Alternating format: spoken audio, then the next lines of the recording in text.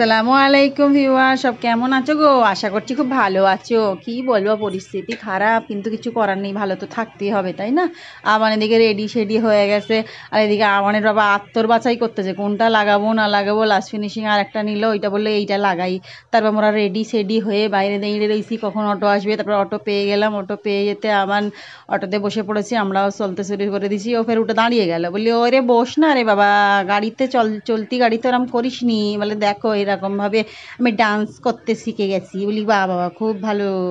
তারপরে আমরা যাচ্ছি আর যাচ্ছি, একটু ফান করে নিলাম। ওকে বলি দেখো তোমার গোপ করে দিচ্ছি। এইদিকে যে কিনা কি বলে এখানটায় আঁকড়ায় কিছু একটা হচ্ছিল, হ্যাঁ দৌড় প্রতিযোগিতা হচ্ছে। হাই রে হাই, এইদিকে যে আমি আটকে গেছি। বলি এমনিতে দেশের অবস্থা খারাপ হয়ে যাচ্ছে, রাজ্যের অবস্থা খারাপ, এদিকে এরা দৌড় প্রতিযোগিতায় খেলাই মেতে আছে, কি আর বলবো, কিছু বলার নাই।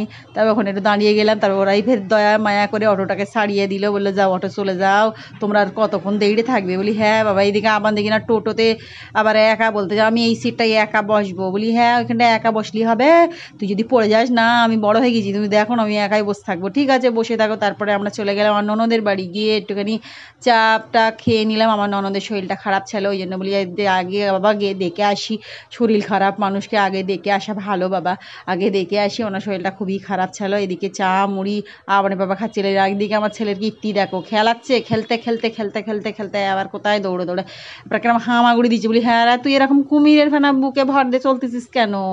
ও বলতেছে না না কিচ্ছু না, দেখো না এরম করে আমি যাবো এই টর্টয়েজের মতো। বলি হ্যাঁ হ্যাঁ রে বেটা, পারবি নি পারবি নি।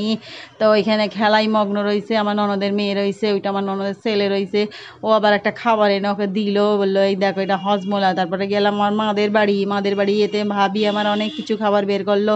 বলি না কিছু খাবো না, একটু ঠান্ডাই দাও, খেয়ে জানটা ঠান্ডা করে লি। তারপরে আমরা বেরিয়ে চলে এলুম, ওইখানে ডাকঘরে গিয়ে দেড়ে রয়েছি। আবার বলতে দেখো না লাল নীল বাতি জ্বলতেছে আমাদের অটোতে। হ্যাঁ তো সত্যি তো, কি সুন্দর লাল নীল বাতি জ্বলতেছে, দেখতে ভাল লাগতেছে। আর এইদিকে ডাকঘরের রাস্তার অবস্থা বহুতই খারাপ।